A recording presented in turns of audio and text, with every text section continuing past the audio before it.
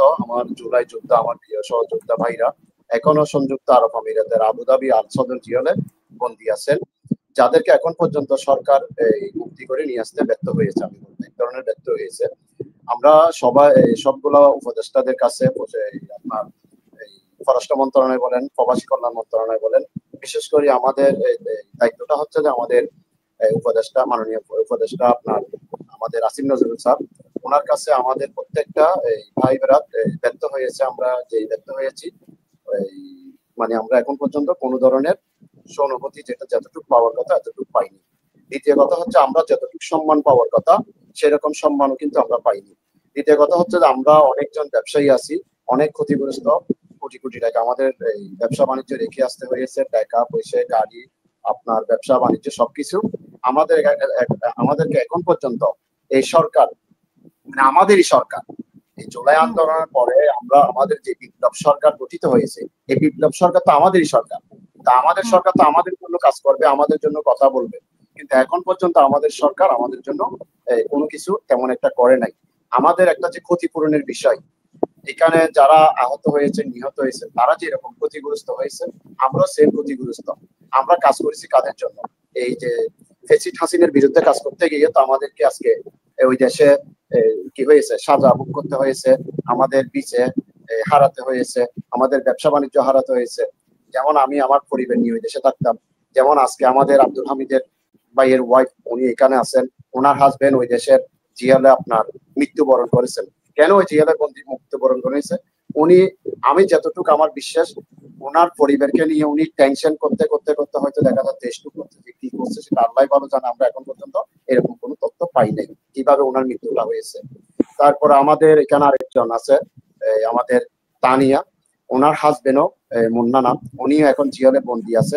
ওনার ছোট ছোট বাচ্চা, যাদেরকে দেখলে আসলে বুক ফেটে যাচ্ছে, কিন্তু কাউকে বলতে পারতেছি না, দেখাতেও পারতেছি না। আজকে আমাদের পাশে এই মুহূর্তে মানে বর্তমান সরকারও নাই, যারা ভবিষ্যতে ক্ষমতায় আসবে তারও আমাদের পাশে নাই। বিশেষ করি আমরা সবাই এখানে জানি ৫৭ জনে আমরা আসলে কি ছিলাম, বন্দী ছিলাম, ৫৭ জনকে মুক্তি করে আনা হয়েছে। এটি হচ্ছে সম্পূর্ণ ভুল ধারণা।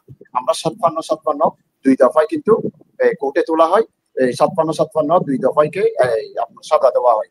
যেমন প্রথম ৫৭ জনে ৩ জনকে যাবজ্জীবন দেওয়া হয়, পরের ৫৭ জনে ৮ জনকে যাবজ্জীবন দেওয়া হয়, বাকিদেরকে ১০ বছর, একজনকে ১১ বছর সাজা দেওয়া হয়। তাহলে আমাদের ধন্যবাদ দিতে চাচ্ছি আমাদের মাননীয় প্রধান উপদেষ্টা স্যারকে, যিনি অনুরোধে, যিনি রিকোয়েস্টের মাধ্যমে আমরা মুক্তি লাভ করি। আমরা বাংলাদেশে ওই দেশের অবশ্যই দেশের যিনি প্রেসিডেন্ট শেখ মোহাম্মদ বিন জাহিদ, ওনাকেও আমি ধন্যবাদ দিতে চাচ্ছি। ওনারও আন্তরিকতা ছিল, যার জন্য আমরা আসতে পেরেছি।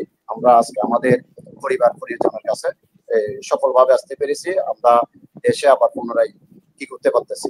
এখানে কথা হচ্ছে যে মানে আমরা যতটুকু ৫৭ বা ৫৬ জন, কিন্তু আপনাদের আসলে ৫৭ করে দুইবার। জি, এরপর হচ্ছে ৭৫ জন, বিভিন্ন দফায় ৭৫ জন। জি, এরপরে এখন ২৫ জন বন্দী আছে। ২৫ জনের একজন মৃত্যুবরণ করছে, আমাদের আব্দুল হামিদ ভাই, আল্লাহ ওনাকে জান্নাতুল ফেরদৌস নসিব করুক। সে সাথে আরো ২৪ জন আবুধাবি আল সদর জিয়ারখানায় বন্দী আছে। টোটাল আপনাদের যাবজ্জীবন আপনাদেরকে কি মামলায় দিয়েছে ওইখানে ২৪ জন যারা আছে? আর ওনাদেরকে ওই ২৪ জনকে এখন পর্যন্ত ওই আমাদের সেম মামলায় দেখানো হয়েছে, আমাদের সেম মামলায় অ্যারেস্ট করা হয়েছে। সেটি হচ্ছে যে মামলাটা এখনো চলমান।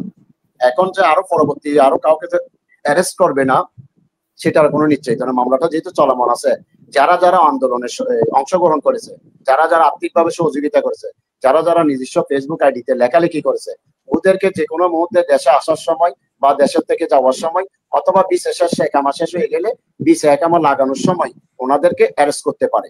তো এটা আমি আমাদের সরকারকে আমি দাবি জানাবো, ওই মামলাটা যেন কূটনীতিক ভাবে ওই দেশের পররাষ্ট্র মন্ত্রণালয়ের মাধ্যমে বা প্রেসিডেন্টের মাধ্যমে যেন মামলাটা স্থগিত করা হয়, স্টপ করা হয়।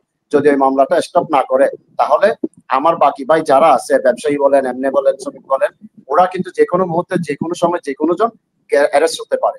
তো অ্যারেস্ট হলে কিন্তু ওনাকে আর ছাড়ানো সম্ভব না। তাহলে ওনাকে জিয়াল সাজা বুক করে কিন্তু দেশে চলে আসতে হবে।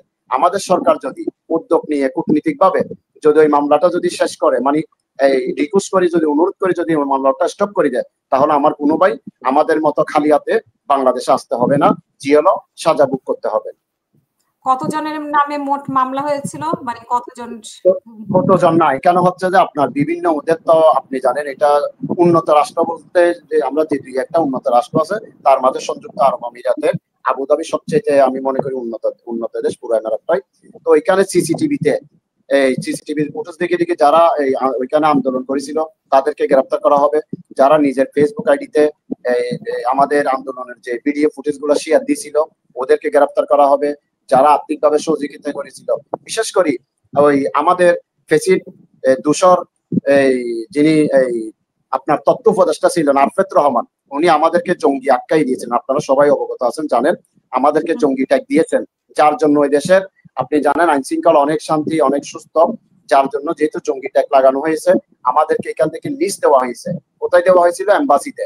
তো ওই অ্যাম্বাসাডার বিশেষ করে বিএম জামাল, যেটি সংযুক্ত আরব আমিরাতের দুবাইতে কনসালের দায়িত্বপ্রাপ্ত ছিলেন, উনি কিন্তু লিস্ট দিয়ে উনি উস্কাই দিয়েছিল। এই মূল ঘটনার মূল নায়ক হচ্ছে বিএম জামাল। ও যদি একটু যদি আমাদের পক্ষে নিত, আমাদের বাংলাদেশিদের পক্ষে নিত, তাহলে এই মামলাটা এত বড় হতো না। ও নিজেই উস্কাই দিয়েছে। তো ওকে আরো আমাদের এই সরকার, বিপ্লব সরকার ওকে উন্নত করে কি আফ্রিকাতে কোথায় ওনাকে আরো কি করা হয়েছে, যেখানে মানে মানুষের ডিভিশন হবে সেখানে ওর প্রমোশন হয়েছে। তো এটার থেকে দুঃখ আমি মনে করি আর কিছু নেই। এখানে আমাদের আরো এখন কে দায়িত্বে আছে এখানে? এই মুহূর্তে মনে হয় দায়িত্বতে নাই, কিছুদিন আগে আমার মনে হয় দায়িত্ব থেকে ওকে অব্যাহতি দেওয়া হয়েছে। সঠিক আমি কিন্তু জানি না, আমি এতটুকু জানি। তো বাকিটা আমাদের মন্ত্রণালয় উপদেষ্টা যারা আছে ওনারাই ভালো করতে পারবেন। কিন্তু ওনার বিরুদ্ধে কোনো ধরনের আমাদের সরকারের পক্ষ থেকে কোনো ধরনের ব্যবস্থা কি মানে গ্রহণ করা হয়নি, যেটি খুবই দুঃখজনক। খুবই দুঃখজনক বলতে খুবই দুঃখজনক।